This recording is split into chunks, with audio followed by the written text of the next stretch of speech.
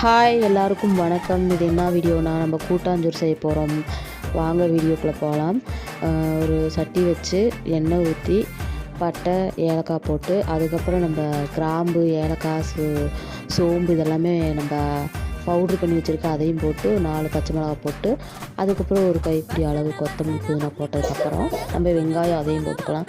போட்டதுக்கப்புறம் நல்லா கரண்டியில் கிண்டினதுக்கப்புறம் நம்ம இஞ்சி பூண்டு பேஸ்ட்டும் போட்டு அதையும் நல்லா வதக்கலாம்.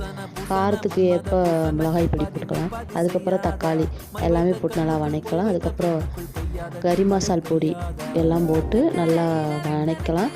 அதுக்கப்புறம் நம்ம வேக வச்சுருக்க கறி அதோடு போட்டு நல்லா கிண்டி விட்டு அளவு தண்ணி ஊற்றி நம்ம அரைச்சி வச்சுருக்க தேங்காய் சீரகம் அதையும் அதோடு போட்டுக்கலாம்.